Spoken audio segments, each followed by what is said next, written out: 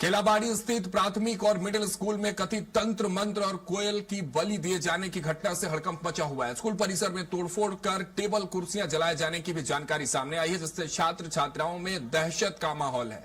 पहले middle school और अब प्राइमरी स्कूल को निशाना बनाए जाने से अभिभावकों में भी आक्रोश है। मामले की सूचना पद्मानुपुर थाना को दी गई है और पुलिस जांच में जुट गई है।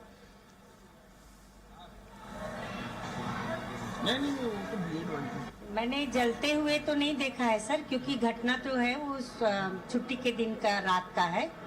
और जब हम लोग दूसरे दिन सोमवार को स्कूल आए तब लोगों ने, बच्चों ने बताया कि जला दिया गया है। तो कुछ पन्ने पड़े हुए थे, जले हुए टेबल वगैरह पड़े हुए थे हमारे। सर 15 तारीख की बात है, रविवार को किसी अज्ञात ने हमें खबर दी कि आपके स्कूल में गेट का ताला टूटा हुआ है, चाइना गेट का, और पुस्तकें जल रही है करके। तो मैंने अपने स्टाफ को खबर की और संकुल समन्वयक को, और हम सब मिल कर के आए यहाँ पे और देखे कि हमारा जो 6वीं और 7वीं क्लास है वहाँ पे पंखा जो है चोरी कर लिया गया है और ट्यूबलाइट चोरी हो गई है हमारी।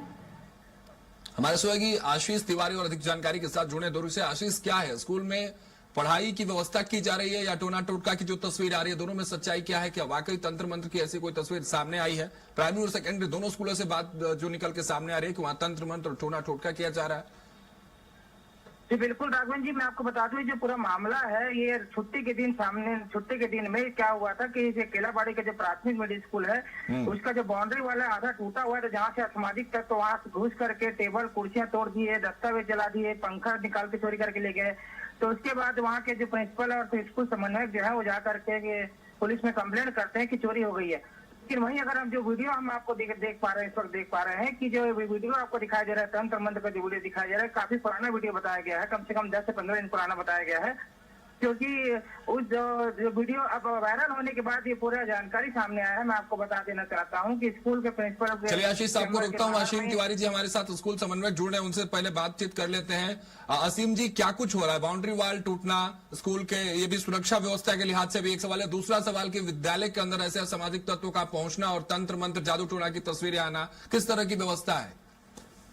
नहीं, एक्चुअल में बाउंड्री वॉल तो टूटे वो महीना भर पहले का है। बाउंड्री वॉल जो तोड़ा गया था थोड़ा एरिया को, उसके बाद अभी पिछले सैटरडे शनिवार के ये पिछला शनिवार करीब 10-12 दिन पहले का, ठीक है। तो उसमें कुछ लोगों ने सुबह जब मैडम लोग आए सुबह वो स्कूल में, तो वही जो नींबू वीबू काट के और वो जो रहता है चंदन वंदन लगा के वो सब उसमें दरवाजे पे तीनों स्कूल के गेट पे लगा दिया रखा था।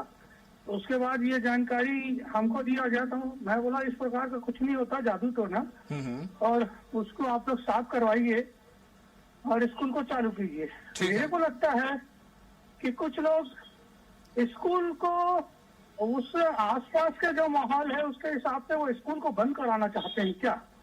क्योंकि ऐसा कभी कभी कई घटना देखने को आया स्कूल में, आम दिनों की चोरी हो रहा है, ये हो रहा है, लेकिन आसपास के लोग वो उस चीज को देखते नहीं है, क्योंकि ये छुट्टियों के दिनों में और भी ज्यादा होता है। लेकिन क्यों सर? आसिम जी, एक सवाल ये भी है, अगर कौन है ये शिक्षा के दुश्मन, कौन है आपके गांव में, उनकी लिस्टिंग करिए ना, उन पे कार्रवाई करिए। अब देखिए, ऐसी कार्रवाई आप भले कर रहे हैं कि तंत्र मंत्र टोना टोटका कुछ नहीं होता है, लेकिन बच्चे जो वहां पढ़ने के लिए जाते हैं उनमें तो भय का माहौल है ना। वापस स्कूल कैसे आएंगे? कैसे व्यवस्था को फिर सुदृढ़ की जाएगी?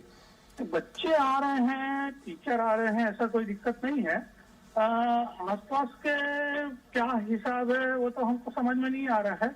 पिछले दिनों ये छुट्टी थी। चलिए आसिम जी, मैं आपको रोकता हूँ। विनोद शुक्ला जी हमारे साथ जुड़ रहे हैं, ब्लॉक एजुकेशन ऑफिसर है।